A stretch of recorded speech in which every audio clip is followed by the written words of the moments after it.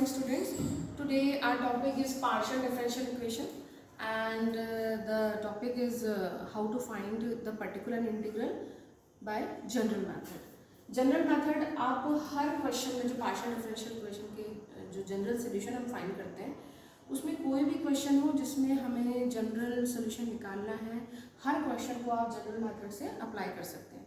Let us see the formula is कि अगर आपके पास पर्टिकुलर इंटीग्रल में जो डिनोमिनेटर है वो d minus M D dash हो, एम डी डैश, ठीक है ना, और जो भी फंक्शन राइट हैंड साइड में है वो फंक्शन, तो आप इसका पीआई निकाल सकते हैं. You can integrate the function x is as it is and replace y by a minus mx and integrate the function.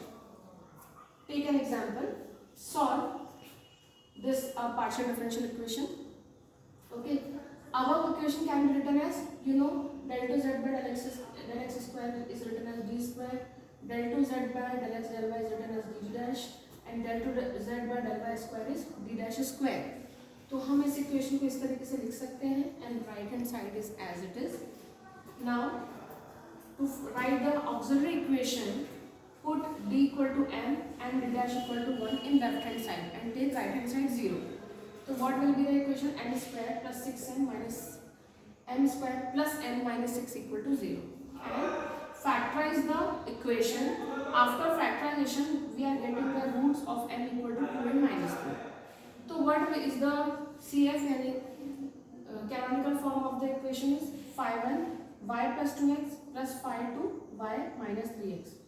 Equation क्या होता है? 5n y plus mx plus 5 to y plus m2x. ठीक है, तो ये आपका CF हो गया. Now find PI. जिस तरीके से आपने m को लिखा हुआ है 2 और -3 में, तो इसी तरीके से आप जो इक्वेशन है आपके पार्शियल डिफरेंशियल इक्वेशन की जो इक्वेशन है उसको फैक्टराइज करके उन रूट की हेल्प से इस तरीके से आप लिख सकते हैं. ठीक है. Now here 2 brackets are there, so take one by one. पहले मैंने 1 upon d minus 2d dash को बाहर ले लिया है, उस पर अभी हम कोई वर्क नहीं करेंगे.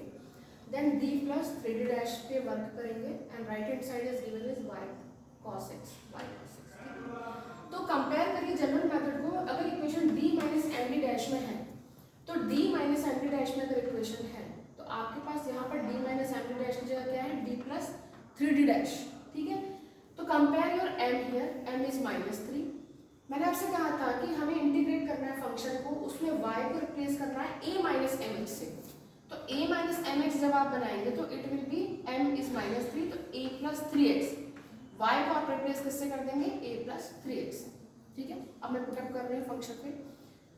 तो 1 upon d minus 2d dash as it is है. इंटीग्रेट कर रहे हैं हम फंक्शन को. फंक्शन में क्या लिखा था? y को हमने रिप्लेस कर दिया a प्लस 3x से. cos x as it is है. जो भी x जहाँ पर भी x है उसको हम एज इट इज लिख के रहने देंगे.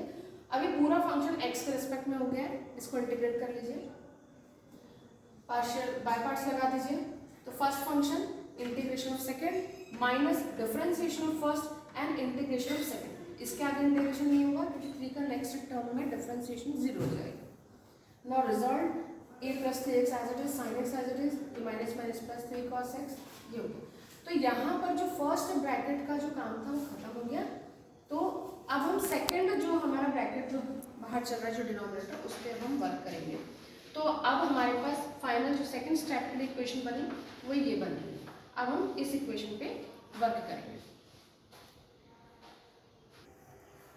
So now we are going to calculate this bracket.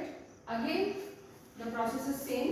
Compare your denominator. D minus 2d dash is your denominator, so compare this denominator with d minus m d dash. इस comparison में हम क्या निकाल रहे हैं? m की value निकाल रहे हैं. तो आप देख सकते हैं m की वैल्यू इज 2. ये क्यों कर रहे हैं? क्योंकि मुझे अब नेक्स्ट पूरे इंटीग्रेशन में y को किससे रिप्लेस करना है? a माइनस एम एक्स से. a as it is, m is your 2, तो a माइनस 2x. तो y को आप a माइनस 2x से हम रिप्लेस करेंगे. ये रहा अभी आपका फंक्शन. अब फंक्शन में y को मैंने, दिस इज योर y, तो y is replace by a minus 2x sin x as it is plus 3 cos x as it is and integrate the whole function. ये पूरा फंक्शन अब x के respect में है. तो first function integration of second function minus differentiation तो -2, integration again -1x and integration of this is +3x. इसको compile कर लेंगे तो a माइनस माइनस मैंने बाहर लिख दिया cos x minus minus minus 3 minus two minus sin x plus 3 sin x compile to minus y a minus 2x को back put up किया मैंने a माइनस 2x को मैंने क्या लिखा है y a माइनस 2x की y लिखा cos x plus sin x ठीक है। Now final the general solution for the given partial differential equation is CF plus PA CF है आपका this is 5 1 y plus 3x plus 5 2 y plus 2x और ये रहा आपका PI this is minus y cos x plus sin x।